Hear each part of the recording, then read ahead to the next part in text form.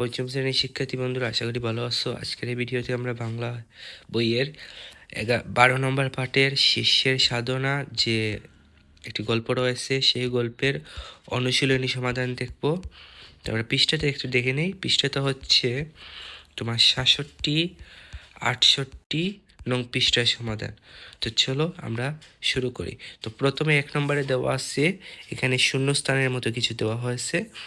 তো আমরা না পড়ে আমরা উত্তরে চলে যাই, একটু উত্তরটা দেখে নিই। ঠিক আছে, দেখতে পাচ্ছ ক নম্বরে একলব্য মস্ত বীর হতে চায়, এখানে মস্ত বসবে। 2, দ্রোণ একদিন তাদের পরীক্ষা নিতে বনে এলেন, অব্যর্থ তার হাতের নিশানা।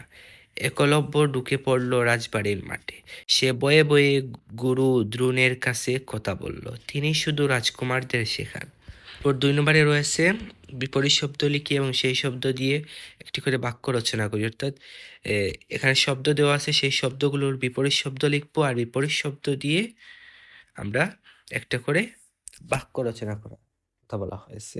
তো আমরা এর উত্তরটা দেখে নেই। ঠিক আছে, তো শিক্ষার্থী বন্ধুরা দেখতে পাচ্ছ, কাছে এর বিপরীত হচ্ছে দূরে। এর বাক্য হবে গুরু দ্রোণ একলব্যকে দূরে পাঠিয়ে দিলেন। এরপর মস্ত এর বিপরীত ছোট, ছোট হলেও একলব্য সাহসী ছিল। এরপর পারদর্শী অপারদর্শী। শিক্ষার্থী বন্ধুরা, এখানে পারদর্শী এর বিপরীত হচ্ছে অপারদর্শী, এবং অপারদর্শী দিয়ে বাক্যটা একটু ভুল হয়েছে, তোমরা একটু বানিয়ে লিখে নিও। যেমন এভাবে লেখা যায় যে সে একজন অপারদর্শী মানুষ। তো এটা একটু ভুল হয়েছে, এজন্য আমি দুঃখিত।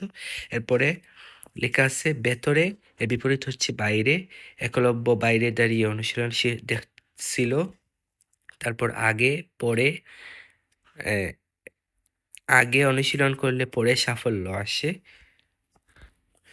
তো 2 নম্বর আমাদের শেষ। এখন 3 নম্বরে আমরা 3 নম্বরে প্রশ্ন দেখতে পাচ্ছি, একলব্য কি হতে চায়? রাজবাড়ি মাঠে কে একলব্যকে কাছে ডাকলেন? তো এই 6 অর্থাৎ 6টার মতো প্রশ্ন রয়েছে। সেই প্রশ্নগুলোর উত্তর দেখে আসি আমরা। তো দেখতে পাচ্ছি একলব্য কি হতে চায়? উত্তর হচ্ছে একলব্য মস্তবীর হতে চায়। রাজবাড়ি মাঠে কে একলব্যকে কাছে ডাকলেন? এর উত্তর হচ্ছে গুরু দ্রোণ একলব্যকে কাছে ডাকলেন। তারপর একলব্যের মুখ কেন মলিন হয়ে গেল? এর উত্তর হচ্ছে দ্রোণ তাকে শিষ্য হিসেবে গ্রহণ না করায় একলব্যের মুখ মলিন হয়ে গেল। এরপর তৃতীয় রাজপুত্রের অহংকার কেন ধুলোয় মিশে গেল? এর উত্তর হচ্ছে একলব্যের অসাধারণ তীর নিক্ষেপ দেখে তৃতীয় রাজপুত্রের অহংকার ধুলোয় মিশে গেল। তারপরে প্রশ্ন, কুকুরের মুখে কিভাবে তীর মারা হয়েছিল? এর উত্তর হচ্ছে কুকুরের মুখে 5টি তীর মারা হয়েছিল, কিন্তু 1 ফোঁটা রক্ত বের হয়নি। এরপর মনে মনে আপনাকে গুরু মনে মেনে, এ কথাটি কে কাকে কখন বলেছে? এর উত্তর হচ্ছে একলব্য গুরু দ্রোণকে এই কথাটি বলেছে যখন দ্রোণ তার অনুশীলনের জায়গায় এসেছিলেন। 4 নম্বরে রয়েছে গল্পটির নাম শিষ্যের সাধনা কেন তা বলিও লিখি। এর উত্তরটা আমরা দেখি। অর্থাৎ এই গল্পটার নাম কেন শিষ্যের সাধনা লেখা হয়েছে। এখানে লেখা আছে যে একলব্য গুরুর কাছে সরাসরি শিক্ষা না পেলেও মনে মনে গুরু মেনে দীর্ঘদিন কঠোর অনুশীলন করেছে। তার এই সাধনার কারণে এই গল্পটির নাম শিষ্যের সাধনা। এরপর 5 নম্বরে রয়েছে যে কোনো 5টি শব্দের বদল ঘটিয়ে নিচের অংশটুকু আবার লিখি। অর্থাৎ এই নিচের অনুচ্ছেদটার যে কোনো 5টা শব্দ অর্থাৎ অন্য একটা শব্দ লিখে আমরা অনুচ্ছেদটি আবার লেখার কথা বলা হয়েছে।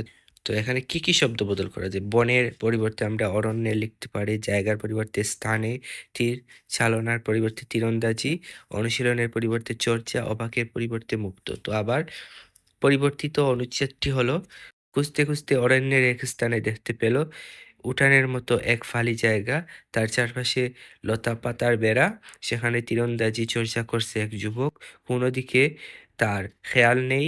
তৃতীয় রাজপুত্র মুগ্ধ হয়ে তার অনুশীলন দেখতে লাগলো, কি দারুণ কৌশলে সে তীর মারতে পারে। তো শিক্ষার্থী বন্ধুরা, আজ এই পর্যন্ত। আর কোন কোন পৃষ্ঠের সমাধান পেতে চাও এই ভিডিওর কমেন্ট বক্সে জানিয়ে দাও।